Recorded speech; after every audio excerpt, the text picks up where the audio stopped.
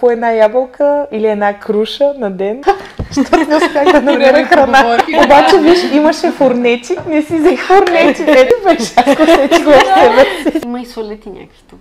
Във връзка с тия фурнети. Това не е реклама. Нищо не сте казали. Не е реклама. Повъртете. Сега вече има много информация. До преди 10 години ни беше трудно, че сме правили едно и също. Яли сме краставици и домати и сме ходили по 3 пъти на фитнес, докато издържим. Просто докато не препаднем някъде. Здравейте хора и добре дошли в моят YouTube канал. Аз съм Мони, а вие сте част от поредицата Възкачи се, в която поетапно ще ви разказвам как се справям с хранителната зависимост и как изграждам здравословни навици. В тази връзка днес съм поканила две невероятни дами, които смело ще споделят своята история в тази посока и заедно ще си поговорим за това през какво те са преминавали, как се справили, какво не са справили и се надявам всичко това, което споделим днес, да ви вдъхнови и също така вярвам, че ще получите и ценни съвети, които могат да ви помогнат.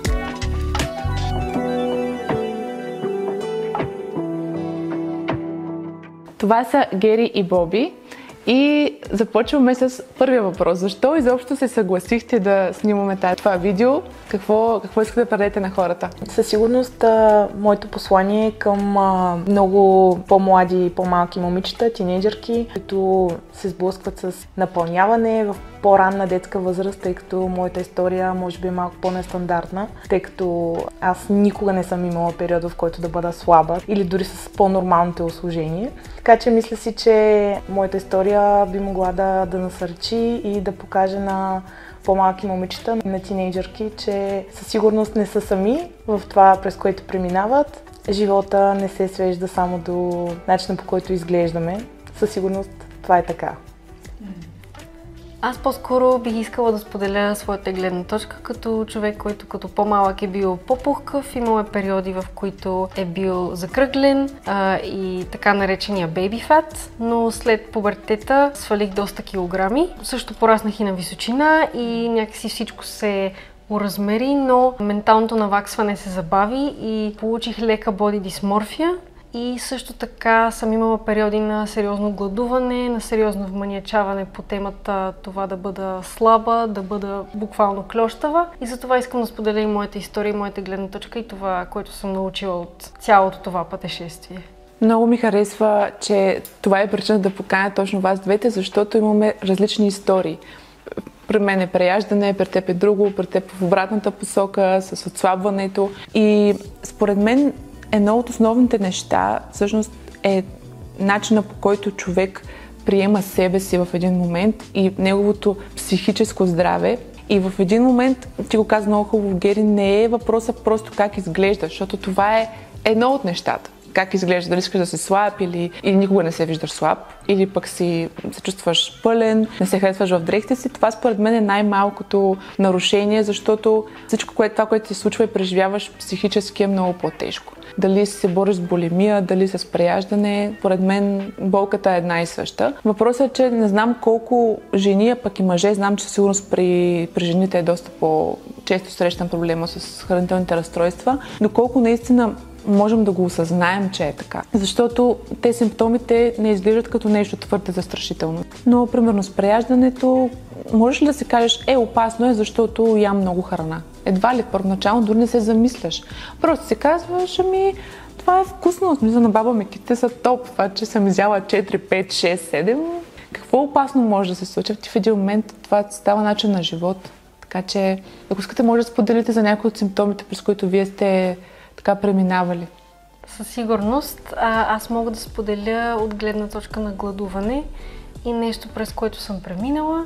Това беше един период от моя живот, в който се бях вманиачила да стана модел и съответно исках да сваля един определен брой килограми и започнах диета и доста сериозно трениране, но разбира се, тази диета се състоеше от почти неядене. Ядене на краставици, на супер леки неща, които не са хранителни, които не засищат, които не спомагат за изграждането на мускулна маса и съответно типа тренировки, които аз правих, бяха повече кардио и това сериозно оказа влияние в последствие на моето тяло и не само на моето тяло физически, но и на моят разум ментално. Като аз се вманячих в да броя калории, всяка хапка, чувствах се гузно и цялото това нещо доведе до всъщност объркване на моите хормони. Имах предизвикателства с женските хормони, женското здраве и съответно всичко това се получи от гладуване, неядене, недостатъчно съставки и витамини в организма. Последствията бяха неприятни. Всъщност аз може би до към 5, 6, 7 годишна възраст съм вървяла така с едричко, но може би по-нормално, по-слабо телосложение. Дори имам снимки, които съм си гледала от първи клас и съм слаба, буквално слаба. После така се случват някои неща в живота ми, развод на родителите ми. Това със сигурност ми се отрази по някакъв начин, всъщност доста зле ми се отрази. И може би и до ден днешен всъщност не знам каква е причината. Реално медицински нямам някаква установена причина, въпреки че съм си правила множество изследвания до сега, но нямам някаква установена причина, поради която, т.е. някаква болест, диагностицирана, поради която да качвам килограми. По-скоро аз го дължа на това, че се е случило нещо тогава и което е било травмиращо. Заедно с всъщност се струпаха и още други неща тогава по едно и също време и предполагам, че от тогава нещо се е объркало хормонално, така че давам причината на това. По никакъв начин, нали, това не е някакво оправдание или нещо такова, но просто си мисля каква може да е причината за това. Като съм започнала диети, може би нещо друго важно, което искам да вметна тук е, че родителите ми са слаби хора, високи и слаби. Слабо е относително понятие. Майка ми, затова ще уточня колко килограма е майка ми е около 50 кг, 51-2 кг. Баща ми е много слаб и висок. Тоест това не може по някакъв начин да си каже, че е генетично и затова доста голяма част от живота ми, особено в по-ранните тинейджърски години, съм се чувствала дори комплексирана от собствената ми майка, когато стана до нея. Леля ми, с която също съм доста близка, също е много слаба и висока. И много рана детска възраст, може би 11-12 години, съм се подлагала аз сама. Никой мен не ме е карал да съм на диети, на гладувания, но гладувам от 12 годишна съм започнала. Като гладуване имам предвид само на вода си, 10 дни, примерно. И след това, разбира се, никой не ти казва, че ще започнеш да ядеш безспирно, защото трябва да наваксаш и просто толкова време, когато си се лишил от важни нутриенти, в някакъв момент просто това нещо избива. И така съм се въртяла в този магиосен кръг, може би до около 19 годишна. Но всяко лято аз съм на диета, свалям около 15-20 кг. Гладувания, само плодове, краставици, такива неща. И след това се връщаш на 15 септември, се връщаш в училище и нещата, килограмите се качват двойно на това, с което си излезнал предишната учебна година. Да, и това, което си говорим ние, са само нашите 3 истории. Всъщност много хора се борят с хранителни разстройства. Една статистика, която прочетох съвсем скоро, че на всеки 52 минути един човек умира от болест, която е причинена от хранително разстройство. Това е на всеки 52 минути един човек. И аз пак връщам темата малко в посока на това, защото вие казахте причините. И аз имам моя причина, разказах се във първото видео. Вие имате вашите, при теб развод, при теб желанието ти да бъдеш модел и да бъдеш харесвана, изобщо нормалните неща при хората. Но къде се загубва нишката? Кога всъщност не можеш да си направиш равносметка сам за себе си? Вече съм стигнала крайността. Нали, започвам да правя диета, но ти не се замисляш това как се отразява на мен, на личността ми, на емоциите ми. Тръгваш към някаква цел и това е при много жени. Сигурна съм, може да напишете и вие в коментарите през какво сте преминавали, но винаги има някаква цел. Не е просто да съм здрав и да си подобря живота, или да бъда модел, или да отслабна, или да си намеря гадже. Но винаги се обръщаш и търсиш някакво успокоение, някакво лечение. И много често най-лесното да е храната. Тотално. Ако човек потърси помощ преди това, т.е. преди да пребегне към храната, успее да си даде равносметка как се чувства, да си кажеш, нашите се разведоха, не съм добре. Нали, ти като си дете малко трудно да си го кажеш. Нали, може би трябва от родителите да дойде, но себеосъзнаването или по-скоро себетърсенето може да предотврати тези години в борба с хранителната зависимост. Това си мисля аз. По-скоро аз виждам храната като начин да контролираш един аспект от живота си. Нещо, което поради някакви обстоятелства, другите аспекти от живота си, случва се нещо и ние губим усещане за контрол.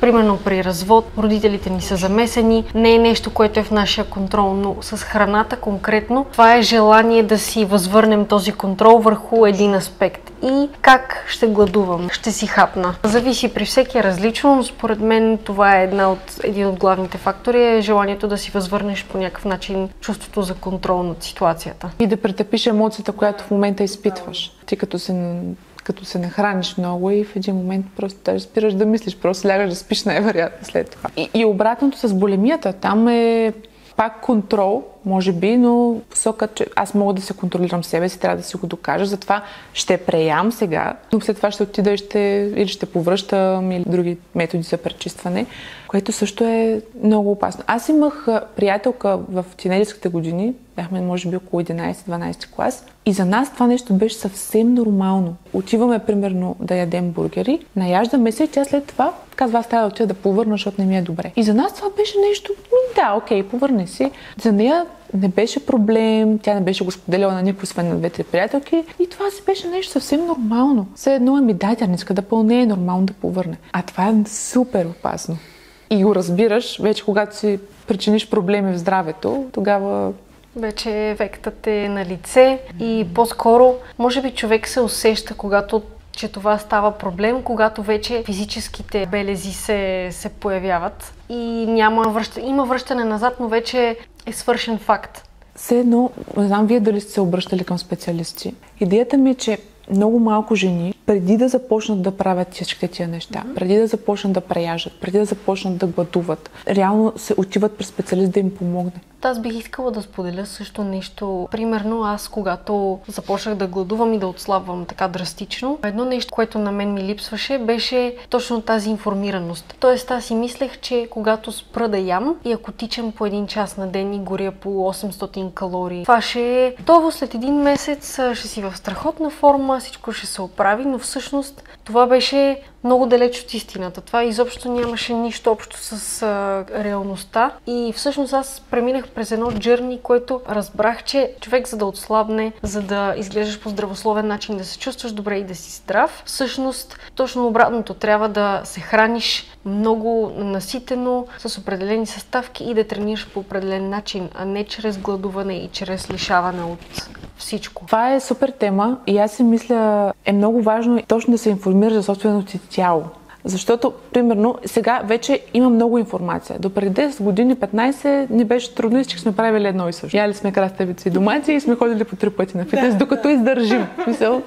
Просто докато не препаднем някъде. Обаче, днес има доста информация. И ако искаш дори сам, можеш да се оцениш състоянието, да застанеш, напишеш как се чувстваш, кога ядеш, кога не ядеш. Можеш да направиш този самоанализ и да потърсиш в интернет различни методи, при които да почнеш да се справяш. Проблема, който срещнах аз обаче, вдъхновявам се да кажем от 2-3 режима, които съм прочела 5 обратни връзки, положителни или 105, например. Да кажем режима на Атанас Узунов. Прочела съм, видяла съм, разтърсвала съм след 2-3 дни и съм си казала, това е моето нещо. И съм го правила, постигала съм някакви резултати, не се чувствам добре, липсва ми нещо, бърквам се, тежко ми е, обаче си казвам, не. Това, що ме е провървяло за 150, 200, 300 жени, за мен ще провърви. Обаче в последствие, когато сега, например, започнах много повече да се информирам, в момента съм дори ходила на курс за женско здраве, как изобщо да се храним като жени, как работи организма ни. Осъзнавам, че всъщност храната, която съм приемала през тия диети различни, не само на Атанас Узунов, никакви ли не съм правила аз, са били неподходящи, защото тези продукти, макар и супер полезни, повечето от тях, за мен и за моето състояние, те изобщо не са полезни. И всъщност аз може да съм била слаба в един момент, да съм отслабвала, да съм сваляла някакви килограми, но за здравето ми това изобщо не е било добре. И както каза и Тигери, после йо-йо ефекта, връщала съм се, преяждала съм, защото пък съм се лишавала от храни, които всъщност тялото ми има нужда от тях. Давала съм други, които съм си мисля, че са много полезни. И аз за това сигурно много жени се объркват също и минават години, докато намерят своя подход. Да, със сигурност това, което ти каза, абсолютно много резонира с мен, защото дори този единствен човек, който ти спомена, Атанас Узунов, също съм минала и през тази диета. Не е точно диета, нали, неговото там е някакъв режим, но като цяло всички гурута в България, всички царе на диетолози, на диетологията в България и на отслабването, и на методи за отслабване и режими, при всички съм била лично, чела съм, зная всичко за тях. Но идеята е в това, че аз съм била при тях, когато съм била 14, 15, 16 годишна и при много от тях, това през което са ме прекарали, диетите, които съм минала, са били повечето гладувания. И то тежки гладувания на по там 25 дни, само плодове, и то леки плодове, някакви цитруси. А преди това, извинявай, че те прекъсвам, преди това правили ли са ти изследвания? Къде се намират хормоните ти? Как са... Да, защото това според мен е много важно. Аз също нито един фитнес треньор, диетолог, нутриционист до сега, освен сега в момента в курса, в който съм, за който ще ви споделя допълнително, не са ми задавали въпросите, ти изследва ли си хормоните, ти знаеш ли как си здравословно, къде вървиш, преди да започнем да правим каквито и да било. Витамините ти как са? Какво се случва с тебе? Не, имаш 1300 калории, имаш протеин, въглехидрат, мазнини, това е. Поне това аз съм научавала до сега. А да не говорим, когато става въпрос вече за намислене с емоционалното ти състояние, където ти тотално не мислиш в посока на това. Нали? Отиваш, казваш на фитнес треньора, аз трябва да отслабна. Напълняла съм, трябва да отслабна. И какво? Ти отслабваш обаче всичко това, което се случва тук. То се остава. Аз смятам, че духовното и ментално състояние на един човек е право пропорционално на телесното състояние. Всичко, което се случва в душата, в мозъка на един човек, се отразява и във външния вид и съответно в здравословното състояние. Затова това е един изключително важен аспект от всичко и храненето е в основата на цялото ни битие. Абсолютно. Това е другата тема, за която исках малко да си поговорим. Точно за духовно състояние и това осъзнаване всъщност. Защото на мен най-голямата ми смелост да се започна да се боря, първо да го осъзная и след това да започна да се боря с зависимостта, беше когато започнах да търся себе си. И моята вяра като човек, който има молитвен живот, който търси Бог, за да получи напътствие с това как да се справя с живота си, как да върви напред. Всъщност аз тогава започнах да разбирам, когато започнах да се моля и си казвам, Боже, искам да знам какви са тия мои страхове, откъде са породени тези мои страхове, откъде са породени комплексите ми дори, защо се чувствам по определен начин.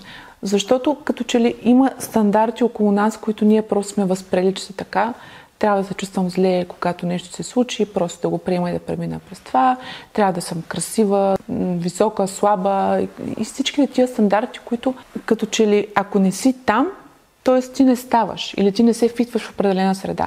И точно благодарение на това, че аз започнах да търся себе си, Бог започна да ми открива всъщност различни аспекти, с които аз, било то емоционални травми, като дете, които са предизвикали тая слабост в мен, първо да го осъзная и оттам нататък да започна да търся начин да се справям с тях. Та според мен е много важно да имаме време, в което наистина се отделим за малко и се обърнем към себе си. За бързия начин на живот около нас може много да ни вкара в този коловоз, където не осъзнаваме какво се случва. И при мен лично, когато всяка сутрин имам молитвен живот, водя си записки, записвам начина, по който се чувствам, това, което съм преминала, това, за което вярвам, доста ми помогна да придобия смелост и съответно да търся помощ. Аз търся помощ. Сега за психотерапевти не знам доколко, не съм се допитвала, не знам доколко те биха помогнали.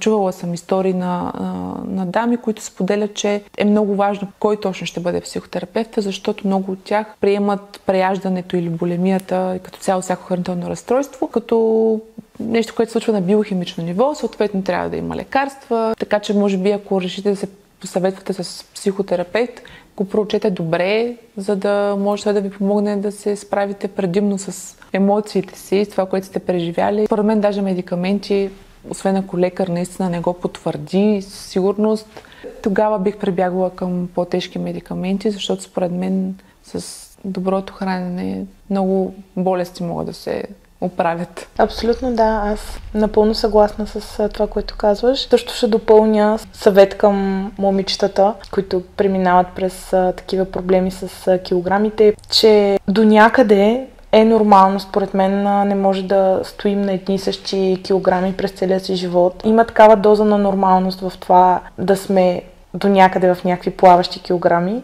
Но най-важното, което искам да споделя е, че наистина живота ми коренно се промени, когато намерих силата на рутината, силата на баланса, защото при мен, когато растях, нали, с тези килограми, всъщност се получи един такъв огромен дисонанс. Изглеждах по определен начин, по който не ми харесваше, но се чувствах перфектно отвътре.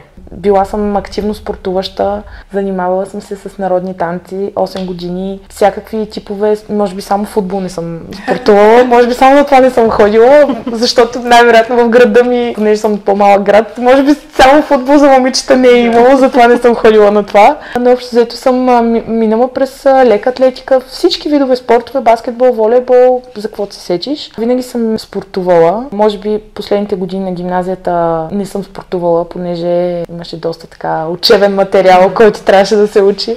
Нямах много време тогава, но никога не съм се чувствала бавна, мудна. Никога по никакъв начин не съм се чувствала физически ограничена. Това е най-важното, което исках да кажа. Дори съм печелила състезания по лека атлетика и със сигурност не съм била най-слабата от всички, които са състезавали.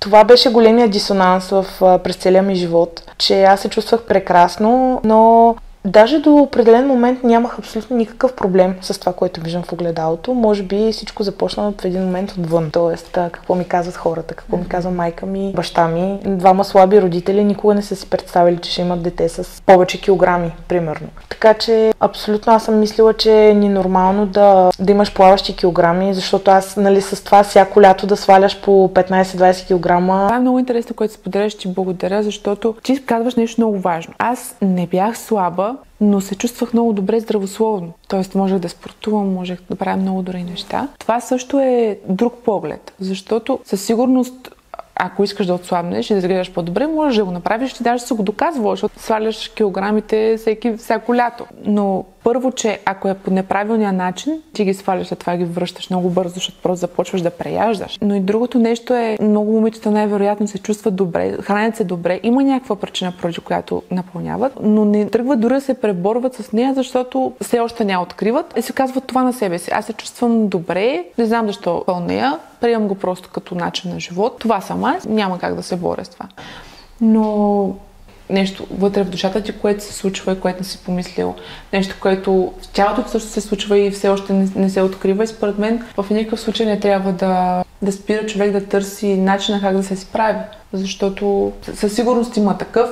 Ти сама сега сподели, че не е било просто напълнявам и не знам защо. Защото много бързо си ги сваляла пък тия килограми. Да. И вече битката след това, голяма част от това е в ума ни. Защото не е просто тялото, че има нужда да се навакса храната, която дълго време не е приемало, но и битката в ума, която също се водим всеки ден. Да, абсолютно. Аз също нещо много важно, което искам да вметна, което е малко като продължение на... После приближавам към годините, в които съм в момента, че след всичко това, което приключи на 19-20 годишна възраст горе-долу, открих силата на баланса. Видях колко е силно това да можеш да спазваш някакъв баланс, защото смятам, че всеки за себе си, всяко момиче трябва да открие баланса за себе си в хранителните си навици и в движението, да си изградиш нещо, което не е екстремно, защото поне в моя личен опит в живота ми всичко, което е било екстремно, аз винаги съм се стремяла към някакви крайности. В гладувания, в спорт, това, което ти каза, Мони, в началото, по 3 пъти на ден на фитнес, по една краставица, по една ябълка, зелена ябълка, защото червените ябълки имат много калории. Да. Зелените ябълки имат най-малко захар. Да, така е. И много спортуване. Минали сме през това, но това са просто едни екстремности, които не са sustainable, не е нещо, което можеш да задържиш в живота си. Това според мен създава... Това е такъв огромен панагир за... Това е лесен начин да се справиш, защото ние винаги хората търсим лесното. Да, точно. Как да отслабна? Пишеш го. Как да отслабна? Това е take the pill и... Да, абсолютно, да. Да, и е много интересно, защото как се доверяваме толкова лесно на някакви съвети, които се засягат здравето ни, Нали, в принцип, защото би трябвало като интелигентни хора за толкова много други решения в живота си мислим, чудим се, премисляме, информираме се. Обаче, когато трябва да отслабваме, първото нещо, което видиш в интернет е зелената ябълка, червената ябълка. Да. Просто е... Това може би се получава, защото храненето е нещо, което е пряко свързано с това как възприемаме себе си. Да. И не само как възприемаме себе си, как изглеждаме и съответно как другите биха ни възприели. И затова може би в този аспект от живота ни понякога се губи това рационално мислене и се прибягва до спешни мерки, т.е. как да отслабна, сега няма да ям, сега ще изтичам. Сега съм под стрес. Сега съм под стрес. Това, което Гери говореше за него, този баланс, всъщност е нещо, което е разковничето на цялата истина, ако щеш, за това как да се чувстваме добре с храненето си, с режима си, с начина на живот. Всички тези неща са вплетени едно в друго. По-скоро този баланс и въпреки забързания начин на живот, който всички имаме днес, работа, семейство, деца, пътувания, всичките аспекти от модерния живот, все пак този баланс е разковничето на всичко и всичко започва от това как приоритизираме нашето здраве, нашето хранене, нашата рутина и това да спомогне да водим по-балансиран начин на живот. Това е много полезно. Аз, за съжаление, не мога да се похваля с това, че имам изградени вече балансирани навици, но пък и затова е каналът ми. Вярвам, че по пътя ще се науча и знам, че много жени са така. Все още. Така че за мен ще е много интересно, ако споделите практически какво правите в ежедневието си. Например, както сега преди малко каза, аз бях много гладна и видях най-близкото нещо беше фурнети, но не си взех. Обаче това докато се случи, мозъкът ти преминава през няколко така битки. Едната е, аз съм много гладна, трябва да ям нещо, ма не са фурнетите, ма защо не са фурнетите. Тоест, дори такива малки съвети, ако може да споделим с хората, които вие правите всеки ден, за да сте една стъпка по-напред. Със сигурност, според мен е много важно в това изграждането на баланса, защото аз заедно с теб съм на това джърни. Ти също ме вдъхновяваш супер много, така че да, това, че аз съм го открила това в някакъв момент, не означава, че това не е отново битка, това е много бойно поле. Баланса е нещо, което така изключително е трудно да се изгради, sustainable да бъде този баланс, но във връзка с тия фурнети, така ли ги започнахме? Това не е реклама. Но нищо, което сме казали, не е реклама. Но ако, примерно, ядеш фурнети или пица или нещо, което е нездравословно, веднъж в месеца по никакъв начин на healthy body, на healthy организъм, здравословен организъм, да го кажа на български, това не би се отразило по абсолютно никакъв начин. Идеята на баланса е, че не правим нищо в крайности, не правим нищо на всяка цена, не стигаме до екстремности, не се пънишваме за някакви неща, които сме направили или не сме направили, а сме планували да направим или да не направим. Точно това, според мен, е едно от най-важните неща на баланса, да премахнем, сега това пак е изключително трудно нещо, да махнем вината, защото много момичета, които се борят с хранителни зависимости, това емоционалната, как да кажа, част на цялото нещо е изключително силна, дори тя доминира. Пак се провали. Да, пънишмента е изключително засегнат. По възможност елиминираме този пънишмент или първо го регистрираме в себе си, когато се случва и просто се придържаме към това, че не базираме себе си и това, кои сме ние на this one meal, на това хранене, което сме направили. Това отнема време. Това отнема време и е окей. Това отнема време и много проба-грешка, докато се достигне до това състояние. Много важно. Абсолютно. Защото отнема време всичките тия неща, които казваш, Гери. Аз поне съм ги чела сигурно и съм ги гледала на 150 хиляди места и съм се убеждавала в тях и когато дойде момента, следно всичко се изпарява. И според мен си е точно джърни, път, по който се вървиш и се сблъскваш и падаш и ставаш, докато не успееш в един момент и то може би борбата се връща постоянно. Ако примерно до години си преяждал, дори един ден да си намерил твоя си път, твоята си рутина, както каза и Боби, най-вероятно се връща желанието да преяждаш и това е окей, според мен. Да, не е идеята като цяло да изключиш тотално никога повече през живота си да не ядеш бургер или да не ядеш форнети или мекици, а по-скоро да има този баланс и да преобладава здравословно и изпълнено с хранителни съставки хранене, но от време на време и човек да си позволява да си хапне нещо, което му е вкусно, да се освободи, да няма това напрежение постоянно да се храниш здравословно и изрядно, защото това довежда само до ненужен стрес и напрежение, което се отразява пряко върху пак това ментално здраве и това човек да се чувства добре. Боби, ти си в супер форма. Благодаря. Вярвам и здравословно да е така. Можеш ли да споделиш ти как избираш храната си ежедневно? Да, разбира се. Всъщност, благодаря първо. И всъщност аз също съм преминала през доста сериозно джърни на информиране, на това как да се храня по най-добрия начин за моя тип тяло, защото аз също смятам, че това е нещо изключително важно. Да. Човек да се храни според типа тяло, типа кръвна група. Аз по-скоро се осланям на знанията, които съм добила до сега, с примерни диети. А ти си пробвала различни режими и възможности? Аз съм пробвала всевъзможни режими и диети, как да се храня. Изследвала съм как се чувствам най-добре, но най-важното по-скоро в моята диета е аз се опитвам да слушам тялото си. Тоест, опитвам се възможно най-много да слушам това, което тялото ми казва, как се чувствам, как да се настроя на честотата, в която усещам какво ми се яде. Какво... като ти казва да седеш един шоколад, защото на мен това ми казва много често. Тогава какво правиш? Тогава, ако много силно ми казва да изям един шоколад, ами няма какво направя, ще изям един шоколад, но знам, че като изям един шоколад, ми е мир на главата, изяла съм този шоколад и мога да продължа вече да се храня здравословно и нататък. Да, това също е...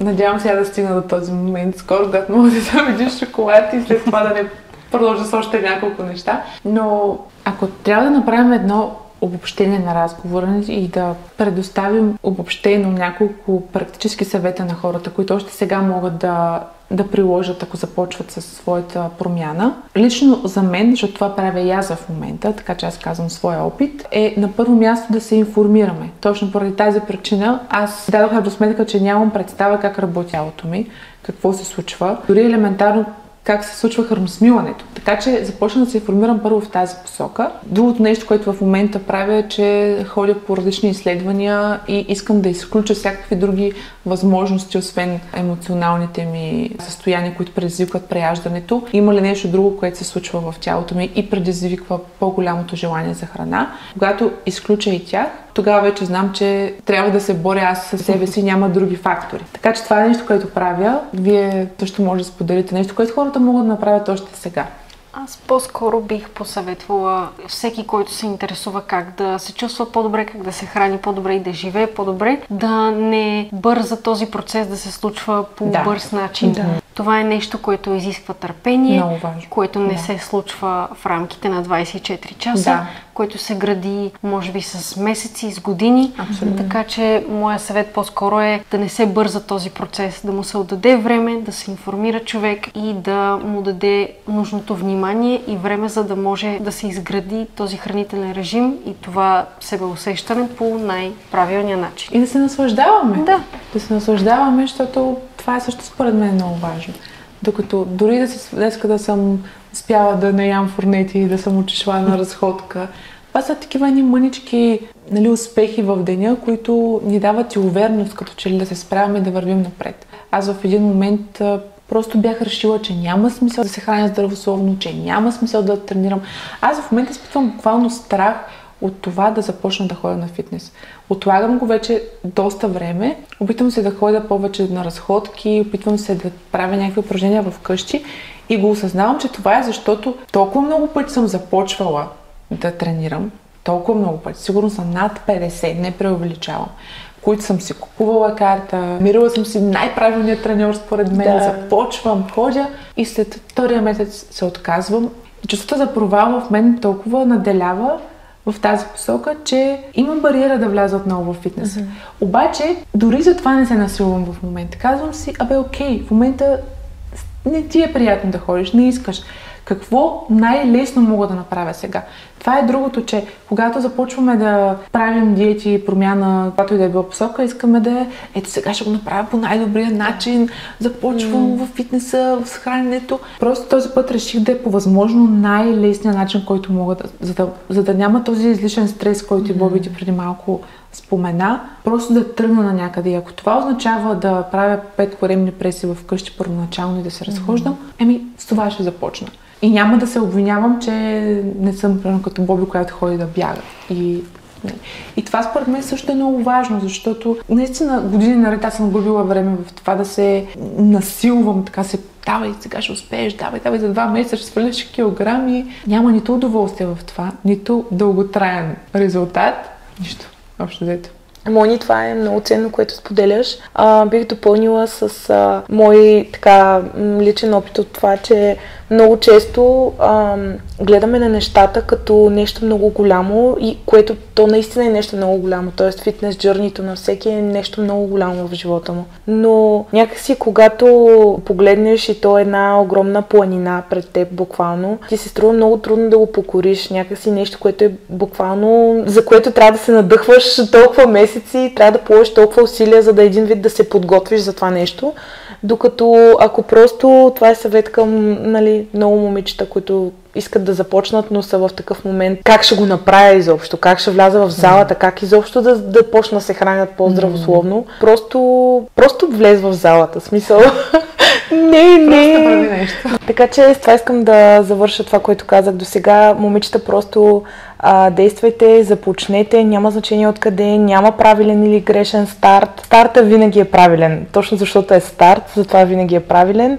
Така че просто се задвижете, пътя и стъпките ще ги откривате само когато се задвижите и само когато тръгнете. Също нещо много важно, освен това, че просто да се задвижите към някаква определена цел, която имате, да не се вслушвате и по-скоро да нямате някакви нагласени, детайлни очаквания към резултата, който искате да постигнете, защото със сигурност нещата се променят, нещата са динамични в това фитнес джърни или дори нека не го наричаме фитнес джърни или поне аз не го наричам така за себе си. По-скоро го дефинирам като healthy journey, като промяна, към която се стремя. Нещо лично, което мога да ти споделя, Мони, тъй като аз съм вярваща, вярвам в Бог и много пъти в нашото комюнити от вярващи християни, в което аз също съм част, имаме така наречения пост, време на пост и молитва, в което постим от храна или от някакви други неща, които може да ни разсейват през деня.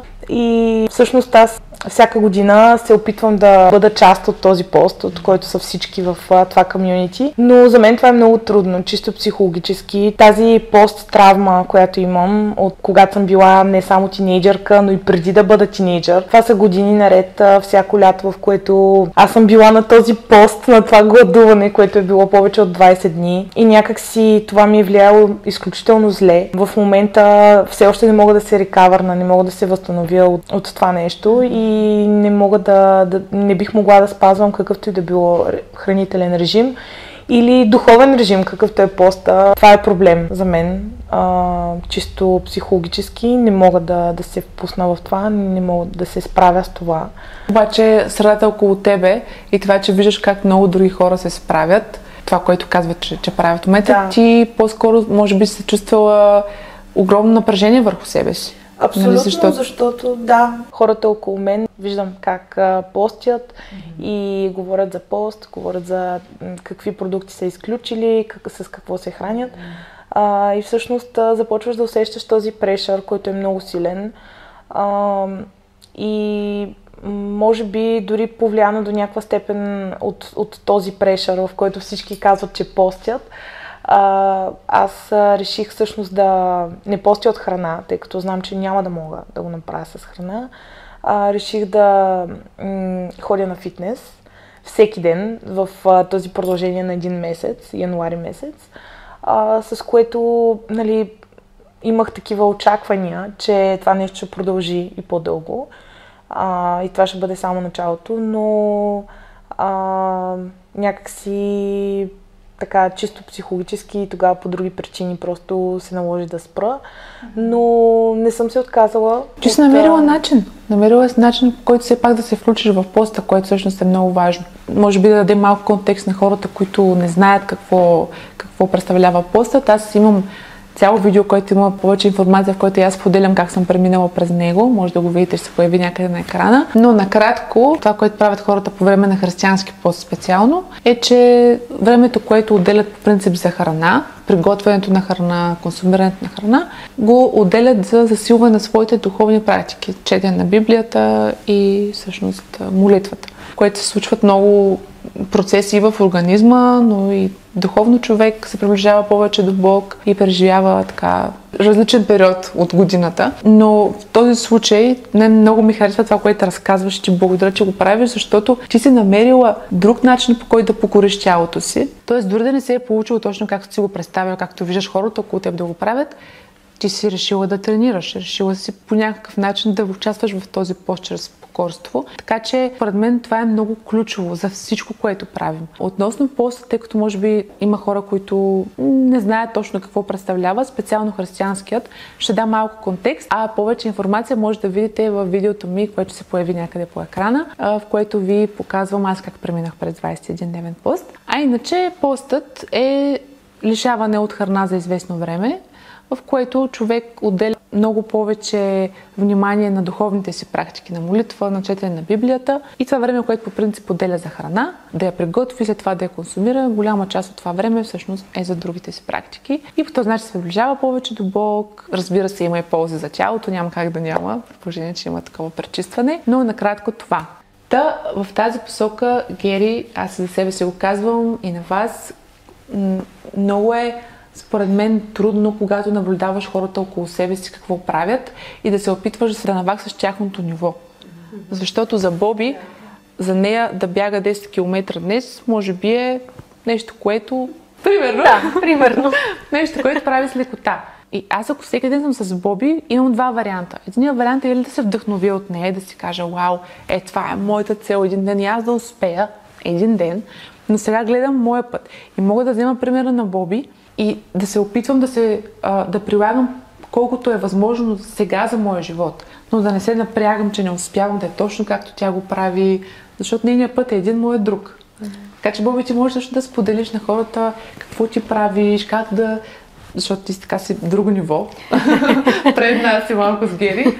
Така че, да, сподели ти... Да, точно това, което каза Мони, беше супер важно, че всеки има свой индивидуален начин да тренира и човек не само има избор да се вдъхнови или да не се, ами и да намери своя личен начин как тренировката може да му повлияе по най-оптималния начин за него. Човек, когато гледа хора, от които да се вдъхнови, има избор или да се мотивира силно, или понякога е неизбежно да почувстваш лека депресия, да се обезкуражиш, но мисля, че в такива моменти е ключово просто да поемеш малки стъпки, да включиш не само в храненето, но и в тренировките си някакви малки промени, които могат да те доведат към по-голяма промяна. Да. Нещо като, например, да изкачваш стълби, вместо да взимаш асансьор, или ако ползваш градски транспорт, да слезеш една спирка по-рано. Нещо, което изглежда много малко. Точно, да. Точно, някакви такива малки стъпки, които ще доведат до голямата промяна в края на краищата. Да, аз такъв пример, между другото, мога да допълня само с моята майка, която нейният начин на живот, всеки родител е доста динамичен. С две деца, съпруг, работа. И скоро си говорихме, тъй като тя изглежда чудесно. И я попитах какво правиш, движиш ли се. И тя ми казва, виж, мамо, аз нямам време да ходя на фитнес, нямам време, трудно ми е дори за разходки. Обаче съм решила да направя нещо, което на мен ми е комфортно в момента. И това е у дома. Намерила се някакви клипчета, гледа си, тренира си вкъщи. Възможно по най-лесния начин, който тя е намерила. За някой може да се каже, той или ще влизаш в фитнеса, или защо няма смисъл да се занимавам. Обаче не е така, защото 20 минути днес, 20 минути утре вкъщи и накрая на месеца си завършил с няколко тренировки, които са ти донесли полза, отколкото да си кажеш, не, аз няма да го правя, или ще съм all-in, или нищо няма да правя. А ти какво тренираш сега? Тренираш ли? Сега в момента конкретно не тренирам. Това е просто обстоятелствено с работа, оправдания хиляди. Но преди нещо, което съм намерила да работи страхотно за мен е да съчетая няколко вида спорт и не без излишно натоварване, без този излишен прешър, който си слагам върху себе си, че трябва да тренирам в фитнеса, суперсетове и такива тренировки, ами по-скоро да съчетавам различни видове спорт, нещо, което работи за мен и което да увеличава моето движение със всеки изминал ден. Супер, Боби, благодаря ти много. Всичко, което каза е много ценно, както и ти, Гери. Вярвам и за вас да е така и нашите истории, всичко, което споделихме, да ви е вдъхновило по някакъв начин, да ви е помогнало. Смятам, че както за мен, така и за Гери и за Боби, това ще е най-голямата радост. Ако вие вече се справили с борбата с хранителна зависимост и искате да споделите съвети, моля ви да го направите в коментарите под видеото. Ако видеото ви е било полезно, ще се радвам да го харесате и да го споделите с ваши близки и приятели. Благодаря ви отново, че бяхте с нас и до скоро! Това е традиционната. Гери каза, че съм като в телевизията. Да. Подготвихме сетинга. Изчакаме 1 час. Не знам Али Салич дали чака толкова. Така, готови сме.